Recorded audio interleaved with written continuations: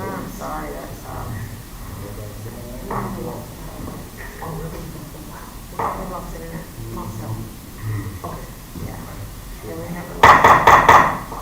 Okay, meeting is called to order, July 16th, 2024.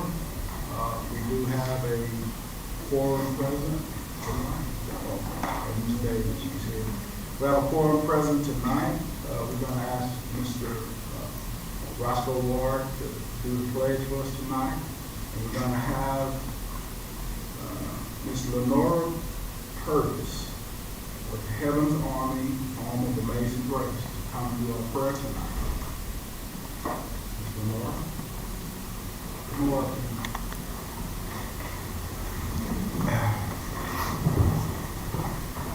Thank you for this opportunity. Heavenly Father, we come before you today with hearts full of gratitude and humility as we gather for this city council meeting. We thank you for the opportunity to serve our community and seek your guidance and wisdom in all that we do. Lord, we ask for your presence to be with everyone as they discuss and make decisions that impact the lives of the people in our city. Grant them clarity of mind and unity of spirit so that they may work together harmoniously for the common good. Give everyone the discernment to understand the needs of Cleveland and the courage to address them with compassion and integrity. May their actions reflect your justice, mercy, and love. Bless our leaders for wisdom and strength. Help them to govern the fairness and a genuine concern for all residents, especially those who are vulnerable and in need. We pray for peace and prosperity in Cleveland. Protect our citizens and guide us toward a future filled with hope and opportunity. Let your light shine through our leaders' efforts, bringing healing and growth to our community. In all that we do, may we honor you and serve with a spirit of humility and dedication. We ask this in your holy name. Amen. Amen. Please face American flag. allegiance to the flag of the United States of America and to the republic for which it stands, one nation, under God, indivisible, with liberty and justice for all. Now the Texas flag. Honor the Texas flag. I pledge allegiance to thee, Texas, one state, under God, one and indivisible. May be seated.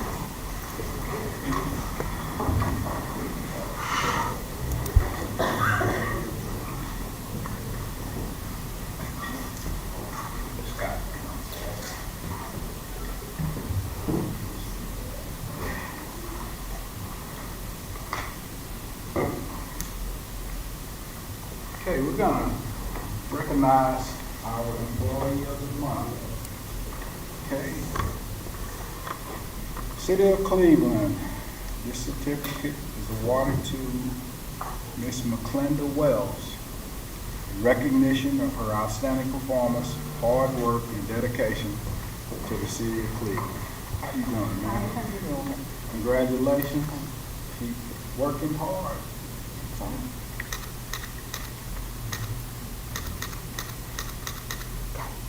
Okay, once again.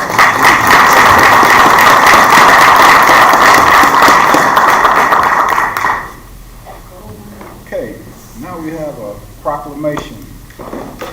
We can get the Parks and Recreation Committee, any of those members are here to join us for the proclamation.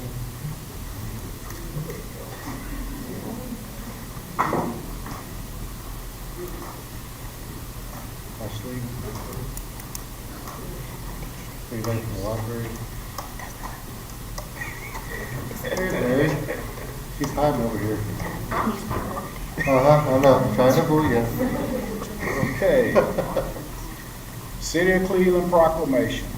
Whereas Parks and Recreation is an integral part of communities throughout this country, including Cleveland, Texas, and whereas Parks and Recreation promotes health and wellness, improving the physical and mental health of people who live near parks, and whereas Parks and Recreation encourage physical activities by providing space for popular sports, hiking trails, and many other activities designed to promote active lifestyles, and whereas Park and Recreation increases the community's economic prosperity through increased property values, expansion of local tax base, increased tourism, and attraction and retention of businesses and crime reduction, and whereas the U.S.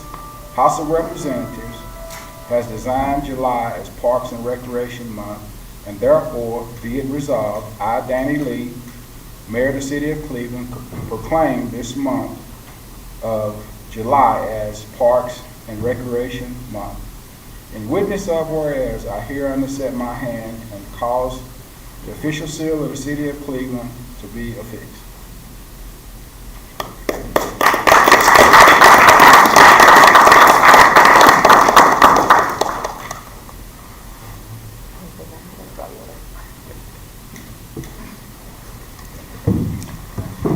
Thank you.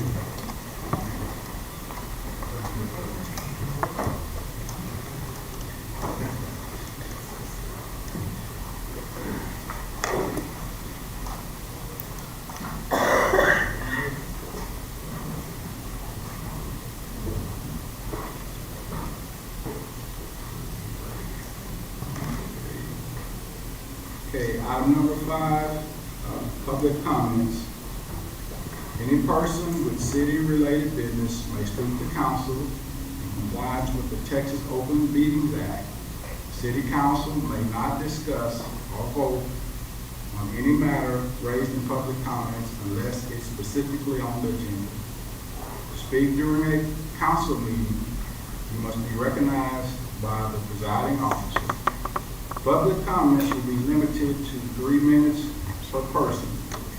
And Miss Alice here is our timekeeper, and when you see her, I mean, your 3 minutes are up. So,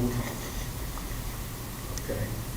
Now, if there's anyone else that wants to address the council, you need to come and sign up first. So if there's anyone here, go ahead and sign up. Okay, the first one will be Elton Williams, 312 Francis Street in Cleveland. Topic, Water Department. Mr. Williams. First of all, I'd like to thank the city for allowing me to vent my frustration with the water department. And yesterday morning, I went out and cleaned the debris out of my backyard, and I recognized I had a water leak. The first thing I did was call D. Dependable. So he came, he could not turn the valve. He tried all he could. And then he called the city. 5 minutes to 12, I was at the city, and I was telling the young lady the same thing. So it went on all day long. I hadn't heard from the city. I have a water leak in the bill that's on my side, not on the city. And as of right now, it's still leaking on my side. And I want to make that known. I have to pay that bill, not the city. So I talked to the lady, I was sending somebody out there. Guess what? The guy got there at 4:40. I put the time down. And you know what? He was a meter reader. He could not fix the leak. Or he could not turn it. I didn't want him to fix the leak. I wanted him to turn the valve. He didn't have nothing to turn the valve with. So my complaint is, we need somebody, if someone have a leak and it's on their side, they're gonna pay for that water.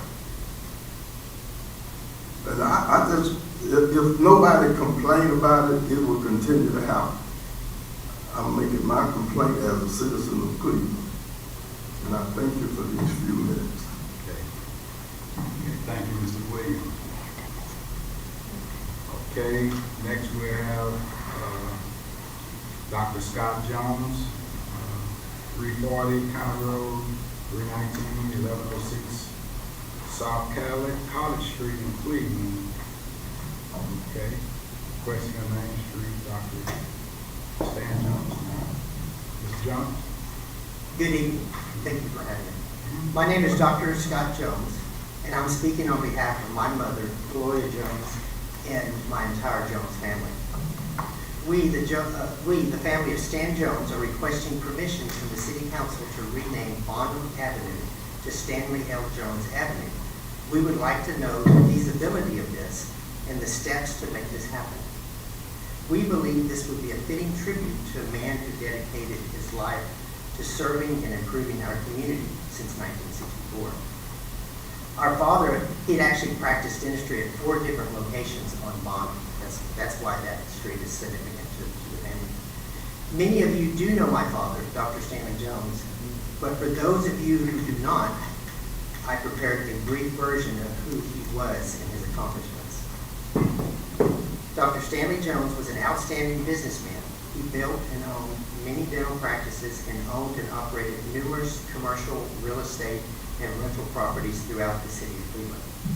His dedication to the community extended beyond his businesses. He was an active member of the Methodist Church, served as Boy Scout troop leader, coached Little League, mayor of North Cleveland, member of Lions Club, Cleveland Senior Center Board, and board of directors for the Cleveland Bank and Trust.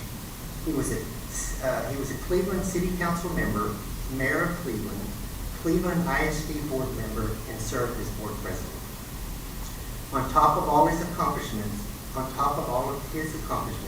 he was a beloved husband, brother, father, peepaw, and great peepaw. He volunteered for countless community fundraisers and community services. He had a big heart and was always ready to give a helping hand for anyone in need. He passed away last year, July 6, 2023, at the age of 84. His contribution to his family and citizens of the community should not be forgotten. We want to honor Dr. Stan Jones, my dad, as a man of integrity, honor, determination, success, generosity, and a big heart.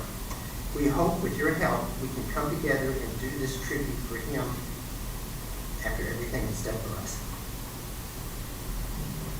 Thank you. Thank you, Mr. Jones. Okay.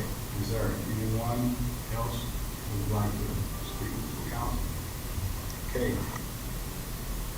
If not, we're going to move to item number 6, reports from members of council regarding attendance of boards, commissions, social functions, conventions, workshops, ceremonial events, press conferences, candidate forums, and similar events where no formal action was taken and discussion of public business incidental to the event.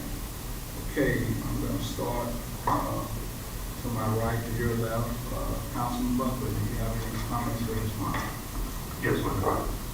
Attended the airport meeting in June, and it was, as you can see, most of the agenda is airport, and everything got pushed through to approve for us on council. We'll talk about that later on. We sold around 4,600 gallons of avgas and 1,300 gallons of Jet A fuel. So we're selling fuel. And then I'd also like to say thank you to all the volunteers, city, first responders, public works, for their bunch of time they spent to make sure we could get distribution going on, making sure everybody was safe, directing traffic, and making sure the whole community was taken care of. So I appreciate all of y'all. Okay, Mr. Warren? Should have known Mrs. Butler was going to take my speech, but it's all good anyway. But I just want to thank all the volunteers and the city of Cleveland for just bonding all together, and all the volunteers that were there to help, to dispense, to help our neighbors, and for the things that we've done now. We send things out to Colony Ridge, and that's just a blessing to do that as well. And I want to thank the entire staff. Y'all just don't know how much I love all of y'all. I really do. City of Cleveland, each member of the staff, hey, y'all went all out the way, and that was great. Y'all did a great job, and I'm gonna still stand behind you no matter what. Good or bad, Roscoe gonna be there. Talk about me if they want to, but I don't care. Roscoe's still gonna be there. So, thank y'all very much. Okay, Mr. McWaters? I think we sense a theme coming. But I want to echo what these two gentlemen said. If you didn't get a chance to go out there, I just want to say thank you to Scott, Danielle, our public works crew overall, Dickie. There were so many people out there, Constable Harkness, just Fat Floyd's, the dozens and dozens and dozens of volunteers that came out every day to Stansel Park to serve the hundreds upon hundreds of meals and water. Just to see that type of involvement, it took everybody. Just the amount of people that came out to help, it is a true testament to this city. So I not only want to say thank you to all those here and all the city employees and city staff that came out, specifically Danielle, Scott, y'all really kind of led this thing, and y'all did a terrific job. But thank you to the citizens and the various people around town. You really showed what Cleveland is. So thank you. Okay, Ms. Hall? Yes, I'll echo all the same thing as far as thank you to city staff and volunteers for all of your efforts. It was a long day, multiple days, and also the families who showed up to volunteer as well. We had a lot of youth in the community come out, little ones, 5 years old, teenagers, and so it was impressive to see that, knowing that many came out to volunteer, including the staff, without having power and other things at their home, and still dealing with stuff, damage at their property as well. So thank you to everybody, staff and volunteers. I would also like to just mention Constable Harkness, who was one of the people that collaborated, has another thing coming up, I believe Thursday, for pets in the community about vaccines, and that's important for our pet population that we have locally, to check out his page and what they can do to help you vaccinate your animals. Ms. Davis? Thank you to everyone who came out to volunteer. It was really, really wonderful to see y'all volunteering. I could have been at home with the family, but thank you. And even just backtracking a little bit to 4th of July, the fireworks was amazing. So thank y'all again for all your hard work. Okay. Scott, I'll let you go last. Basically, I had a same song as council, but this is my second year being mayor. And this time last year, most of the people on staff, I knew some of you, a lot of you I didn't know. Scott was new, I was new, and over the past year, I just feel real good about the way that we have grown as a team. Everybody has bought in, everybody's on the same page.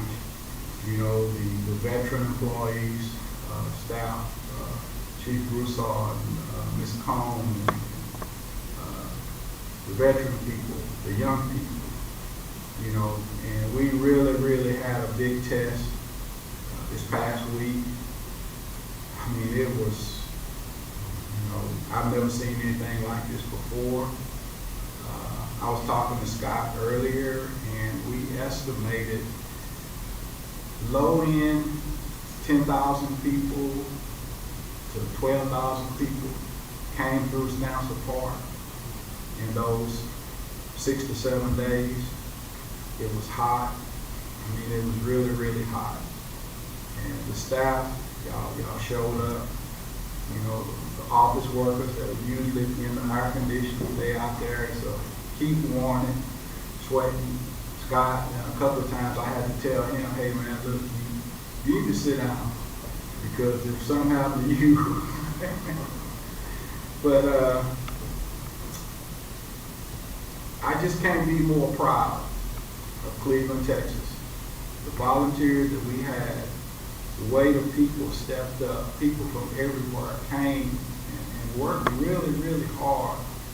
You know, we had so many people come through in distress, no money, no food, no water, no nothing.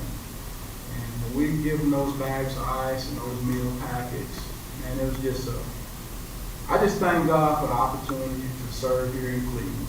And I'm very, very proud of the community, city council, employees, everybody. Scott? Well, I guess I won't be that broken record because I won't do the same thing, but I do want to recognize some things. And again, I appreciate our community. Like everybody has said here, the support that we received as a community from all the volunteers, all the different organizations, was just overwhelming. And it just shows how great Cleveland is, and the people that are in Cleveland are, that we can come together and help each other out in a time of need. And so I do want to have a few recognitions. You know, one, all of our local churches. We had so many volunteers showing up to different things from all of our different churches. Two churches in particular stepped up. One of them was Calvary Baptist Church, and donated and offered their gymnasium as a cooling center and charging center for numerous days. I guess we opened them up on Wednesday through Saturday. They operated on Sunday. They stepped up. They also hosted one of the pods, I guess on Wednesday, where we distributed water from that location. You know, First Baptist Church was also, they donated, they had 2 days that they had pods going through their church where they were handing out different items. And so just reach out to them. And of course, both of them had volunteers. They had the youth. Both of them had youth. Other churches had youth, but not only did they have the pods and the cooling station, but they also provided volunteers, adults and youth out there working in those days.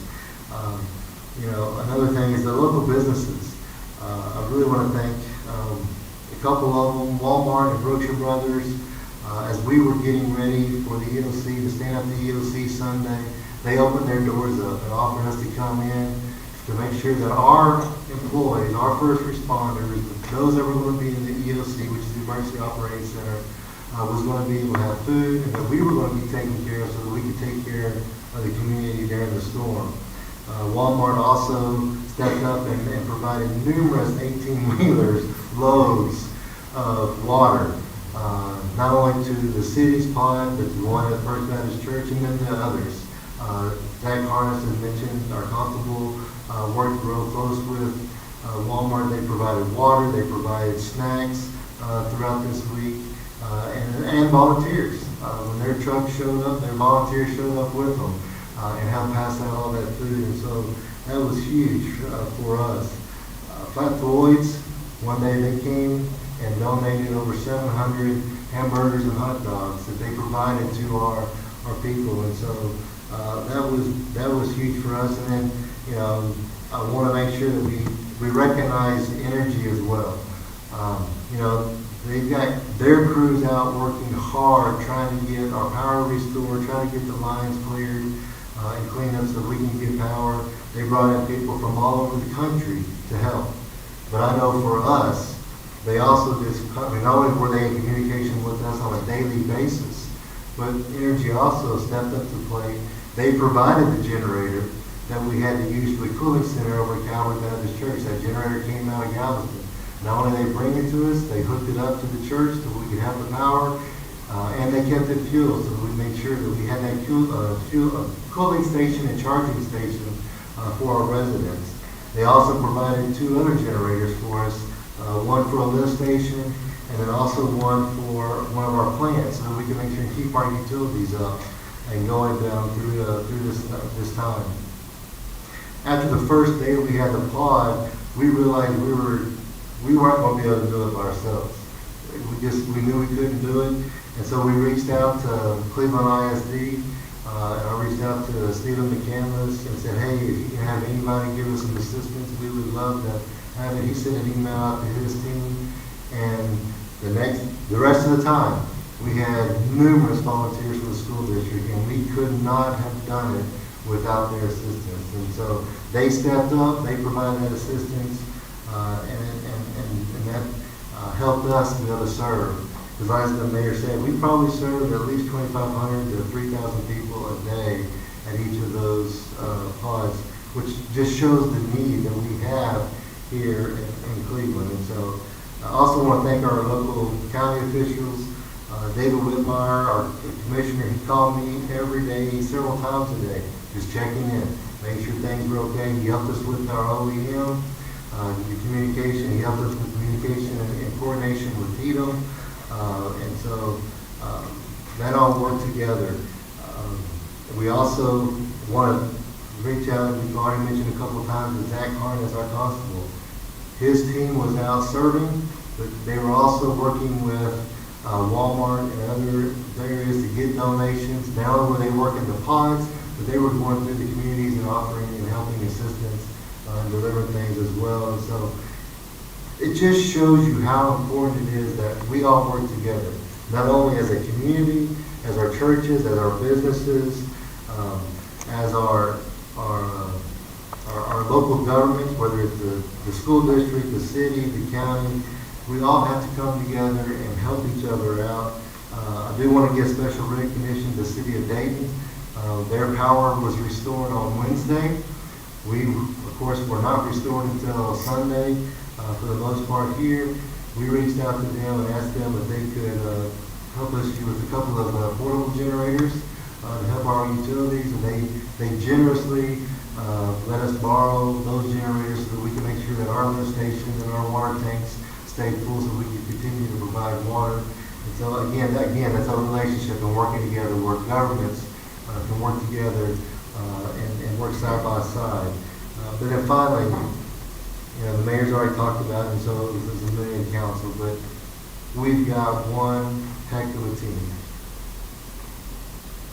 From our council, our mayor, that we're out there working, providing that leadership, to our department heads, what's up, we're sitting over here today, working the EOC and working these different events. Danielle was mentioned on helping with the pods and develop, organize and arrange the pods as well. We all came together. We made it happen. There was a need, and we took care of that need and made sure that it was there. We've got a small team, but it's an extremely powerful team. And with us all working together, coming together, working side by side, we were able to be successful. And I couldn't be more proud of the team that we have here, that we can get through this. And so I just want to thank our team for everything that y'all did, because y'all shine. Thank y'all.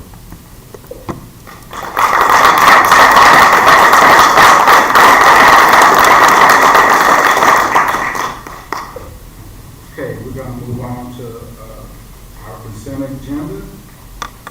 Okay, all consent agenda items are considered routine by city council and will be enacted by one motion. There will be no separate discussion of these items unless a council member requests an item be removed and considered separate.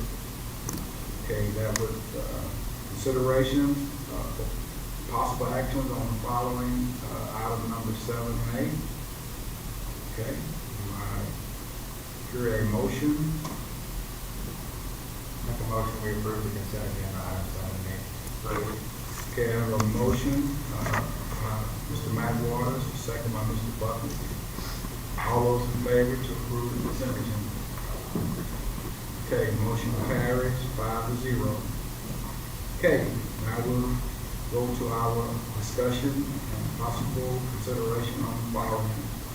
Item number 9, facility use agreement renewal for Cleveland Community Football. Okay, Mr. Swagger, that be you? Actually, there's this is coming up, and we've also got a representative from Cleveland Community Football here as well. Okay. Good afternoon, Council, Mayor. We have here the Cleveland Community Football, and I have here the president for the Cleveland Community Football. I'm going to give him a few minutes to talk about their organization. Thank you for letting me for here today for CCF. I'm here to see about so we can use the fields again this year to get the kids out and here for the kids to come out and play. We want to start mini camp for them for football starting up. We're really excited to come from baseball now football season, and we just like to keep the kids busy and let them have fun and enjoy the sport. So this is what I'm here for. I'm here for the kids, and I thank you for me being here for CCF. So the Cleveland Community Football, they're we reviewed their current contract. Their current contract was a 5-year contract. We met with their president, Mr. Lee Majors, and decided with myself and Mr. Swigert that their contract would be an annual reviewed contract. That way, if anything changes, if there's new board members, if we need to appoint new people to their board as far as like a liaison or things like that, then we would review it on an annual basis. Their contract was originally September through September. One of the changes that we did make is that we wanted to make it from July of 2024 through November of 2024. That way it gives them time to go through their camp as well as get through the season.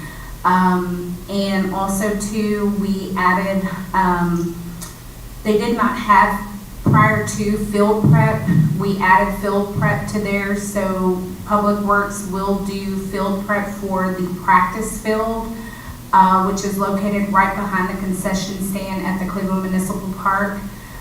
They will just mark it after the initial marking. The Cleveland Community Football will maintain that. They are only using it for practice field. They do all of their regular game season tournaments and things like that with Cleveland ISD. And that's still current, right? And it's still current.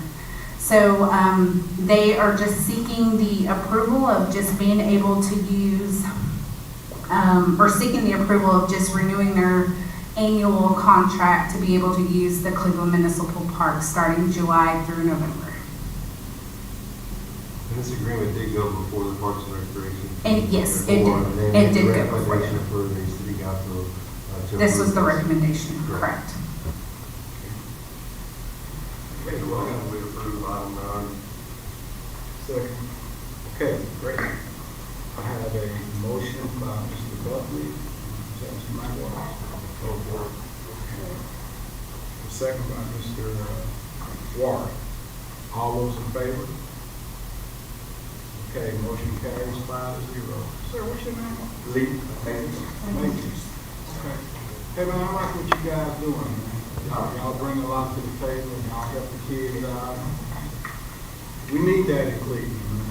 A lot of times I don't think you all get the credit that y'all deserve, because, it takes a lot of time that y'all give up. So just God bless you and keep doing what you're doing. And I know the council feels like I feel. We just appreciate you. Yes, sir. Yes, sir. All right, thank you. Okay. Item number 10, ordinance amending chapter 22, aviation of Code of Ordinances. Mr. Williams. So, in short, 10 and 11 both are what we've done is just updated the ordinances, our airport lease agreements,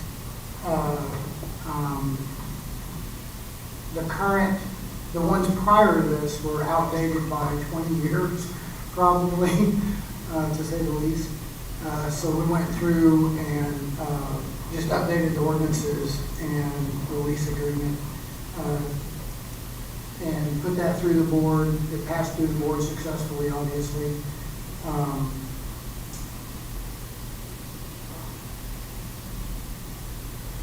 Dickie can go over the resolution on updating the master fee schedule, the resolution on the airport plan. But so 10, 11, and 12, the resolution on master fee schedule. Basically, the change on it, as you'll see in your, I don't have it from you, I just know it, but as you'll see in your pamphlets, the regular hangar rates were voted unanimously to stay the same. We did kind of we looked at all the surrounding airports to our airport, so we kept them the same. We did not currently have a commercial lease agreement, so we did change that. That's new. It's 35 cents a foot. So your commercial lease agreements we just didn't have one at all. So if you are renting a hangar out there and having commercial business out of it, you have to pay a commercial rate. Other than that, that's pretty simple on 10, 11, and 12. Unless anybody have any questions on any of it? So just one thing on that is, this is all part of the compliance that we've been working with for, I guess probably close to a year, 6 months to a year now, that we've been going through getting our airport in compliance with FAA and TxDOT. And so part of the process was to go through our ordinance and bring them up to date. As Mr. Williams said, that it's been 20 years since this thing has been updated. So there were just things that needed to be added, things that needed to be included, things that needed to be modified and changed. So this has been done. All three of these items, the ordinance, the airport lease, and the fee schedule have all been reviewed by TxDOT, FAA, our city attorney. The airport board has reviewed and made approved their recommendation to you all to be approved. And so it's more of it's taken a long time, but we had to go through all the steps to get this. And so, the airport board's worked on it for a few months on going back and forth on changes on, several months that we went back and forth. Julius is our new city council member on the airport board. He has been completely awesome. He has really, really stepped up to the plate, learned everything he needed to learn in a very short amount of time. He's done an awesome job on it. So this has been looked at by, obviously, FAA, TxDOT, the city attorneys, airport board, all the pilots on the airport. So, I mean, it's pretty simple as far as, I can run through it all, but y'all have it in front of you. I'd like to make just one statement on it. We went back and forth on the aircraft rental in the meeting, and a good majority of the board thought that should be on the commercial rate, and we did exclude flight instruction because we only do that one flight school. We're trying to get more people out there, youth, that try to get them out in the airplane and get their certification. So that's why I said excluding flight instruction on that also. So I just wanted to make that update on that. Okay, is there any other questions or comments, concerns? We make a motion for 10, 11, and 12 together. I think you should do the ordinance separate and do the. I make a motion that we approve item 10, the ordinance amending chapter 22. Okay, I have a motion by Mr. Magwaters, I have a second by Ms. Davis. All those in favor? Okay, motion carries 5-0. Okay. Now 11 through 11 and 12.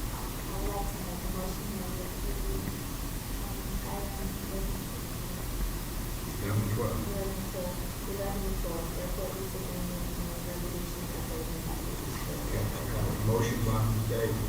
Second. Second by Mr. Water. All those in favor? Okay, motion carries 5-0. Okay, item number 13, resolution for airport layout plan. Vicky's gonna run over the resolution on the airport layout. So another one of the discrepancies that we had for the corrective action from the FAA was our airport layout plan. One couldn't be found at all. We finally found one, and it was 22 years out of date. So we've been working on this. Originally, we were going to do an airport master plan, but speaking with TxDOT and the FAA, they both recommended, well, for an airport our size, all we need is just an airport layout plan with narrative. And what that does, it does everything that an airport master plan does minus 3 items, which we don't really need. But it still maps out the airport for the next 5, 15, 10, 15, up to 20 years for projected growth, how we want to see. So usually an airport layout plan costs around $300,000. When I was at the TxDOT conference, I was speaking with some people and come to find out we had IIJA money out there that we didn't know about. So we have $300,000 out there that we can use as a grant. It's going to be through TxDOT. They're going to handle everything. All we got to do is just have a resolution from the city stating that we'll work with TxDOT while they manage it, and it'll be a 90-10, and all we have to do is fund the $30,000, which we still have that money budgeted from last year when we were originally planning the master plan. So everything's covered, and we're going to get all this done and be in compliance for $30,000. I know. Because of all the meetings, they'll be meeting with the airport board. They'll be meeting with tenants of the airport. They'll be meeting with city council. They'll be meeting with citizens of Cleveland, and taking all this input, and then that's what will drive the growth or the future of the airport here in Cleveland. And then also you'll see on your second page of it is everything that's included in this ALP, which is quite a bit. And like I said, the other one that we finally found is way out of date, and it doesn't match anything that's going on at the airport. So this is very much needed. Make a motion, we approve item number 13, resolution for airport layout plan. Okay, I have a motion by Mr. Buckley, a second by Ms. Davis. All those in favor? Okay, motion carries 5-0. Vicki? Thank you. Thank you for what you do. John, you guys got that airport, and I'll bring it up a notch. Well, a lot of notches. Just keep going. Thank you. Okay, we're gonna move right along to item number 14. Code enforcement update. Thank you, sir.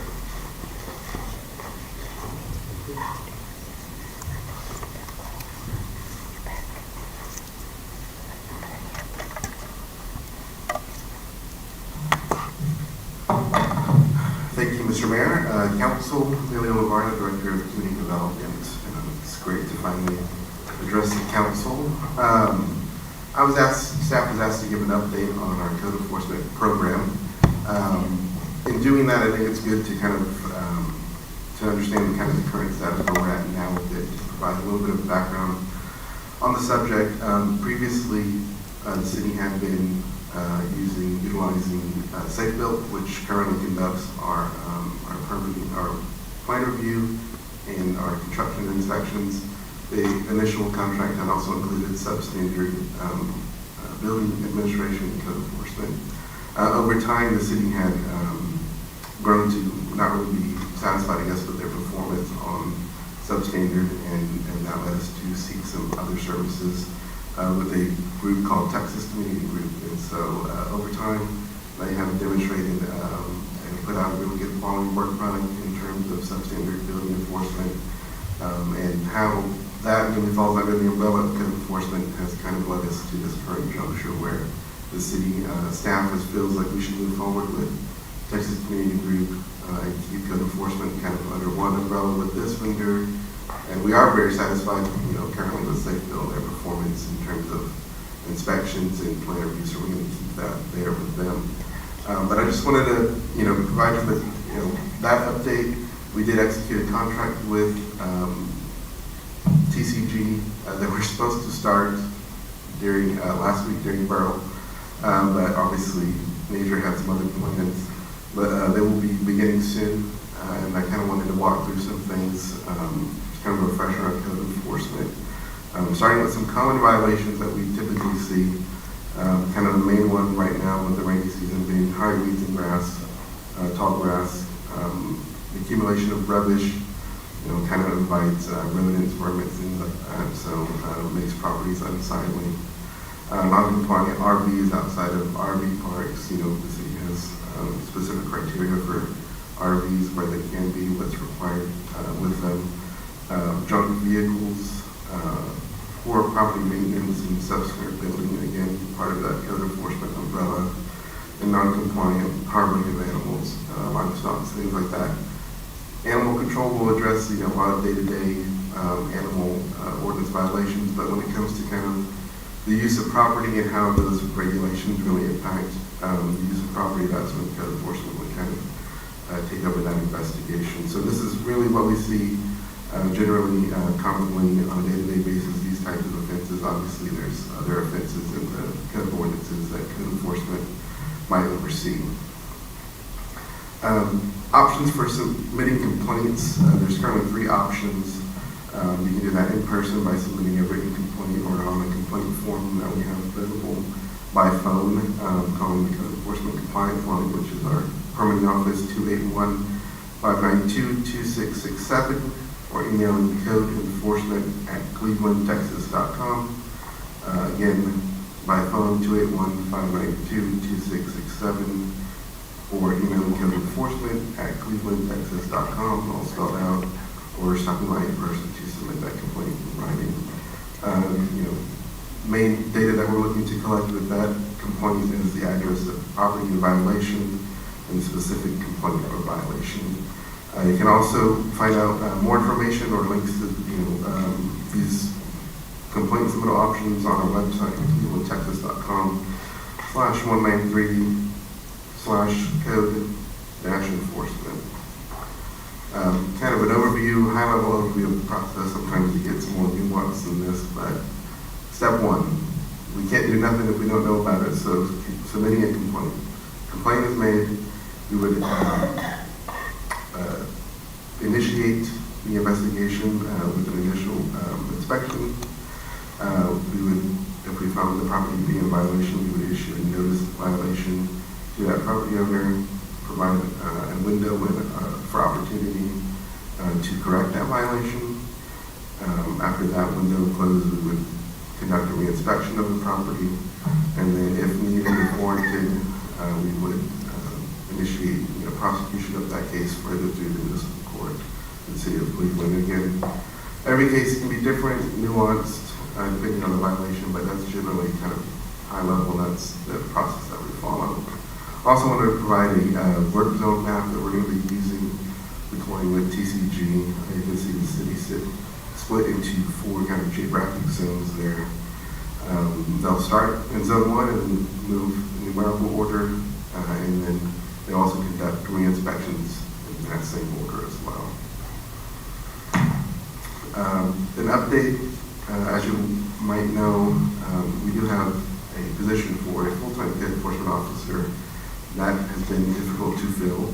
I would say statewide, nationwide, there is a shortage of code enforcement officers, so it's not a issue that's unique to Cleveland, but I just think geography and pay, as you all well know, is probably part of an issue there that just exacerbates our kind of unique circumstances. So we've conducted a few interviews in the past few months. Applicants declined the offer, so we will keep that posted and come up with some creative ways on recruitment and potentially even revisit the position. If there's opportunity to add more duties, potentially as a combo health inspector, and an increasing pay, maybe that will entice somebody to accept that offer. Again, just recapping, TCG is currently performing our substandard building enforcement. They successfully assisted with the demolition of the Belcher Street apartments, which was really great to see. And we're going to take that methodology and carry that across the city with the list of properties, substandard properties that have been identified. and hopefully clean up Cleveland's image. So with that, if there's any questions, concerns, happy to address those. But that's it. Thank you so much. Well, I have a comment. Can you put a lot of this information posted online? Absolutely. About the process? Yes, sir. Clients? Yes. Can you post that online? Yes, of course. A lot of people don't understand, the process. Just, kind of explain that to them. They might get a lot. We can do that. What exactly is the work map for? Just for them to follow when they're doing the inspections or? Yeah, when they initially start, they will conduct it in zone 1 first, kind of just do drive-by, kind of get a kind of boots on the ground assessment of issues, or follow up. If we have a list of complaints, they'll conduct those within that zone. Because we only have them for 1 day, 8 hours, so try to maximize the efficiency in that work day for them geographically within those zones. Thank you. Yes, sir. Any other questions? Okay, thank you, sir. Thank you, Mayor. Okay, item number 15, appoint council members to selection committee for RFP grant, pre-application phase 1, application phase 2, and implementation services for the Texas Community Development Grant Program for 2024 through 2026, Community Development Fund, and all other activities per application guidance as administered by the Texas Department of Agriculture. Okay, Mayor and Council, this is another opportunity for y'all to be able to serve. As many of y'all have already been a part of, we do have, when we go through the RFP process, we do have a committee made up of 2 council members and then usually 3 staff members, 3 to 4 staff members that will receive all the RFPs, the proposals, and then do evaluation of them. And so this is a Texas Community Development Grant Program. This is at the last council meeting, you authorized us to be able to do the RFP. And so we are working on that. Unfortunately, we were planning on getting that to the paper this week to get it published, but we had a little storm come through, and so it's kind of behind. So we are planning to get that into the paper next week to advertise it, and then probably get those proposals back the first part of August. We are required to have to select a committee. There's a format that we have to go through because this is all outlined as part of this program. We are looking at the 24-26 funding sources. So again, if you remember, we talked about this last time. Those funds haven't been made available, so the application's already out there. But from what we understand, the past has been basically it's first come, first served. So as soon as you submit your application, they review it. If it meets it, they fund it. And then they keep funding until the funding is no longer there. And so typically it's been a $500,000 grant. But this year they have been communication that maybe more. And so we're wanting to get our grant administrator on board so we can have our grant application, everything ready. So once it comes open, we can submit it for that. So we just need 2 wonderful volunteers to be able to work with staff to go through the grant administration applications or proposals to select our grant administrator for this specific project. So it's going to have as many pages as the trash one?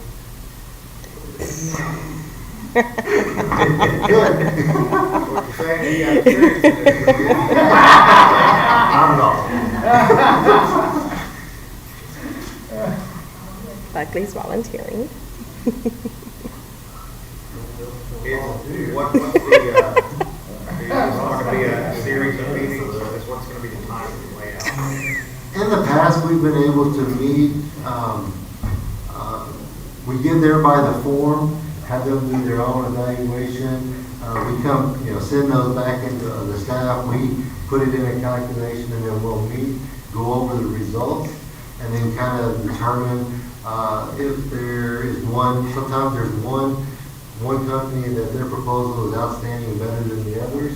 Sometimes you may have two or three that are real close, and then we may end up bringing those two or three in for maybe interviews if we want to do a little bit more. And so it just kind of depends on that original, but it could be as much as one meeting, or as well, I mean, as little as one meeting. It could be a couple of meetings if we end up doing interviews with a couple of candidates to make that final selection. Okay, I'll volunteer.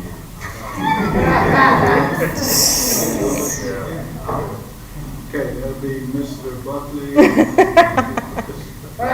Gotcha. Hey, can we do this around 4 or 5 this time, since we're open a little later?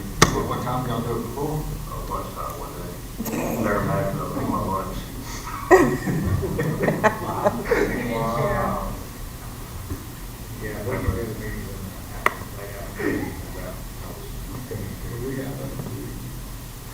I just need those two, so we have to already.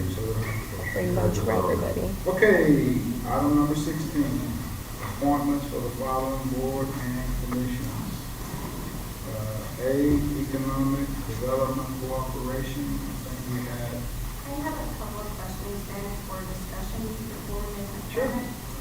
Okay, so my first question, I noticed of the 4 applicants that we received in the packet, there's at least 2 members or 2 individuals who I know applied, who I don't see their names. And so I'm curious as to why council hasn't been presented with all applicants, or how these 4 were selected to be presented in the packet was my first question.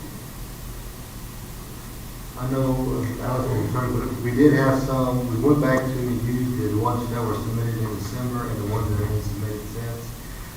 We did have Alice reach out to the ones that submitted back in December, just to make sure that they were still willing to serve. And so some of those have asked to have others redraw that they no longer are able to serve at this point, so we withdrew those applications. Okay, because I know at the time in December, we had like a dozen or so, like when that was going through, and like I said, there's 2 that they had asked me about that in the process for, so that was my first question. The second question is kind of going back to the December timeline when many did apply. This is a question that I had brought to the attention of some on staff, and so this is for clarification. The EDC board received a review by Mary Ann, I believe in February, for the board and the responsibilities of the board and what a EDC board is about. And in one of those slides, it says that the EDC board is not a local public official. However, whenever you go to conflict of interest on our EDC bylaws, 5.03 says the members of the board of directors shall be considered local public officials within the meaning of Texas Local Government Code, Chapter 171. I say that because last year, before being appointed to the EDC, I was on the zoning board of adjustments, and then I was removed per an email I received per the attorney on staff when it said that a person on EDC, this is a quote, should also not be serving on the zoning board of adjustments because of the potential conflict loyalty doctrine and or doctrine of incompatibility under the common law per Texas Attorney General. In other words, if there's an issue, one board might have to resort to the other if this creates a conflict of loyalty or creates an incompatibility. For example, sometimes economic development deals require a variance be granted in order for the contract development to occur. A member who voted yes on the EDC board for the deal to be approved would not be impartial when serving on the zoning board of adjustment member as required by the state statute. Makes sense? And one of the 4 applicants is also currently on the zoning board of adjustment, so I want to clarify that before we make a decision. I can talk about that for a moment. So and this is going to happen from time to time. I have disagreement with Mary Ann on the application of essentially the incompatibility doctrine and dual office holder. You have to think about these things separate from conflicts of interest. Conflicts of interest is the law as applied to a personal financial conflict.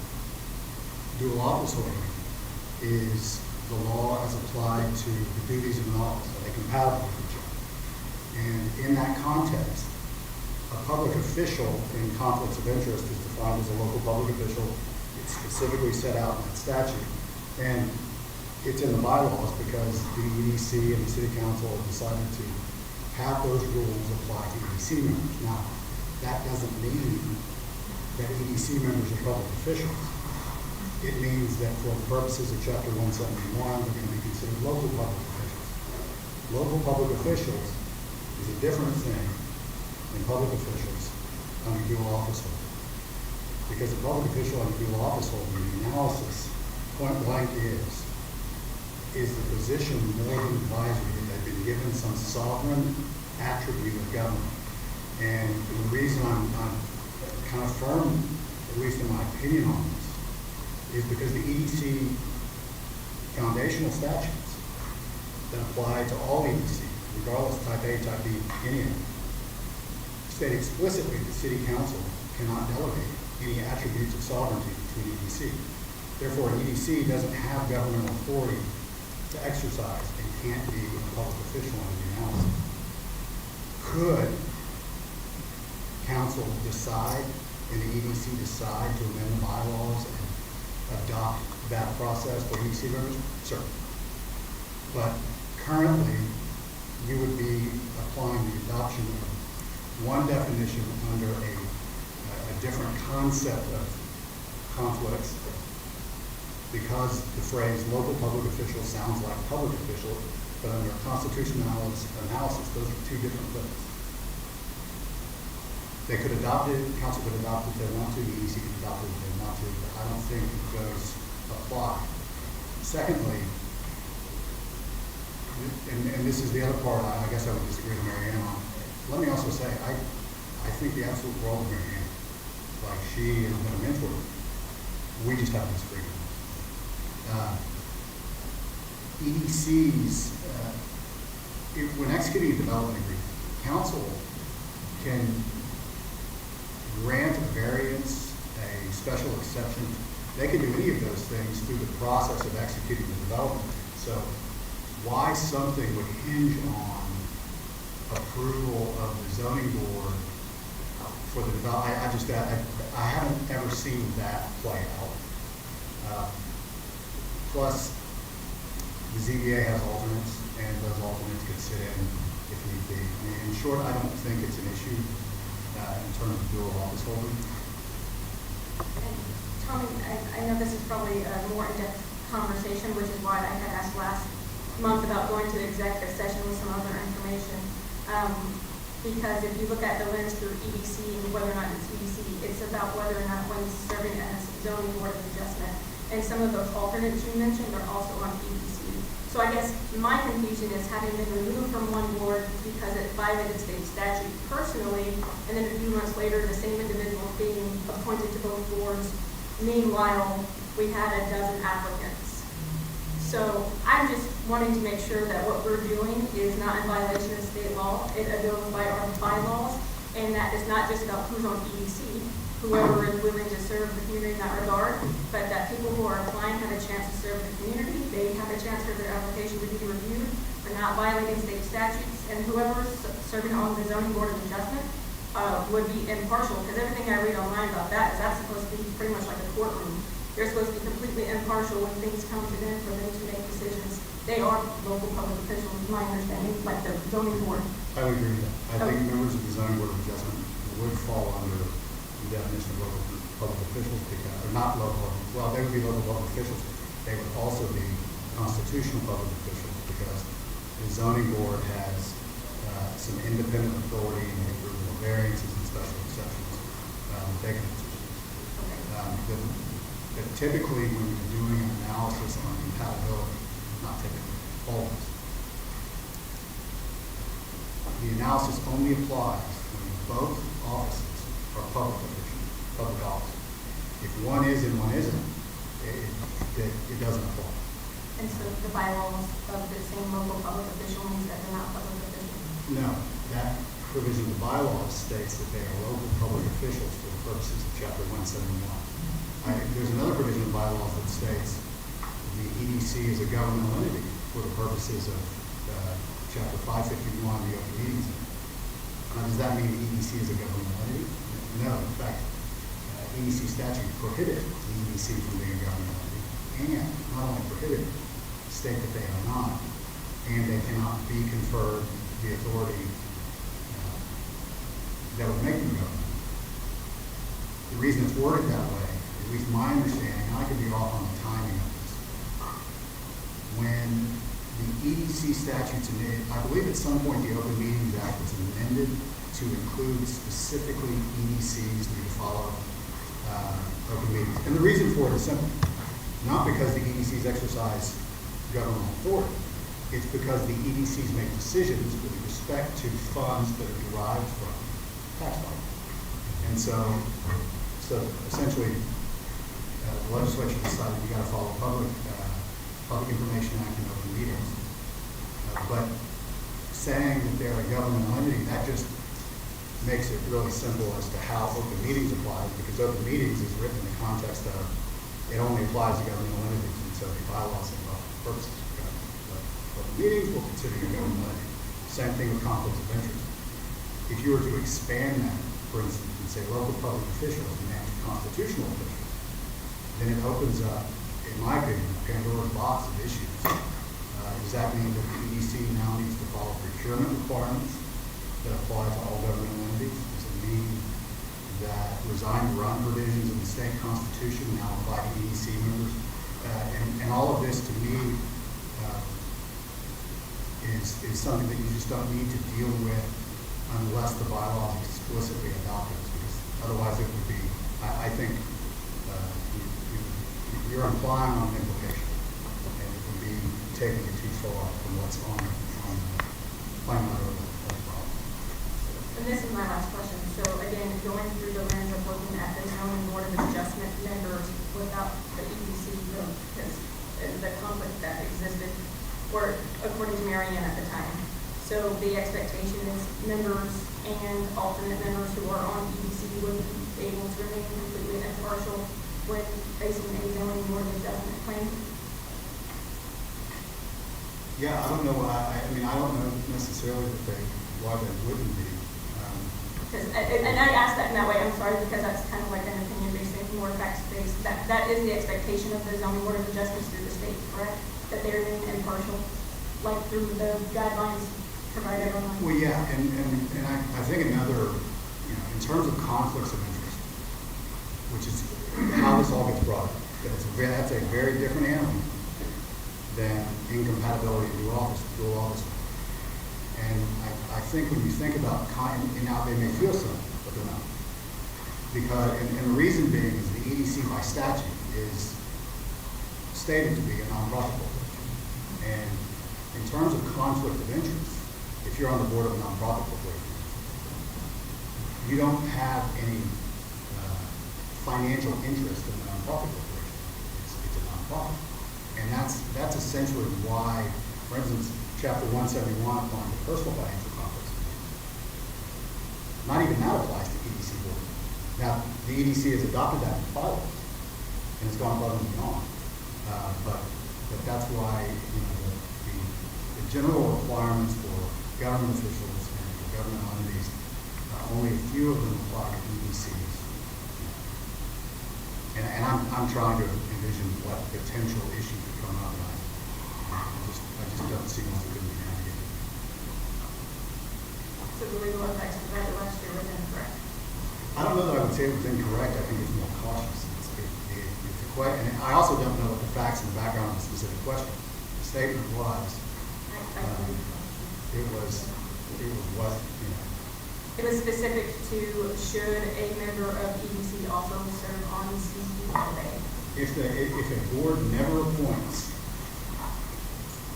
a member of the ZBOA to the EDC or vice versa, well, then they never have to answer this question. I personally don't think it's a difficult question to answer because of how, and I'll say all this, dual office holding is a very murky area because it's not based on statute, it's based on common law. That basically is whatever the courts say every time they reinterpret their own prior opinion. That said, I don't see this as that much of an issue for the EDC because the statutes explicitly state that they can't get government money. But the advice to me is more caution than necessarily it would violate. I don't think it certainly would be violating state law. I'm not aware of any state law that deals with it. To me, it's one of those, it's like a gut reaction. Someone's like, can we do it this way? It's like, yeah, you know what, just do it this other way. And you won't ever have an issue. And that's, to me, that was kind of where that was coming from. But I haven't talked to Mary Ann.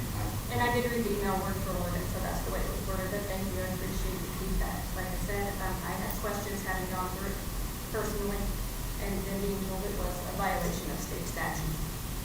So, She was here when we made all those appointments, and she never said anything about it being a conflict or an issue, so. I understand that because. No, I'm saying that when we're here, she didn't say anything was an issue. Usually she'll speak right up if there is an issue. Right. But that email was from her and her timestamp and her everything. I mean, it was her word for word. And I understand the council might not have been presented with that same information because that was directed to me when after I was ZBA first and then EDC, they said, no, you can't do that. And because that was the first one, I was removed and remained on EDC. That's why I had questions that I tried to take to executive session about it because I do feel like maybe there's some miscommunication or one attorney's opinion is this, one attorney's opinion is that. Again, in the EDC PowerPoint that we received, we're not local officials, but in our bylaws we are. And I think that type of stuff needs to be clarified. And, you know, that we're not guessing that you're a public official here, but not when we're talking about incompatibility in state statute like that. It should be more clear than that of how it's presented to council. But, all right, thank you. Make a motion, we put Michelle White on EDC. Okay. Second. Can I have a motion by Mr. Buckley, second by Mr. Ward? All those in favor? Okay, motion carries.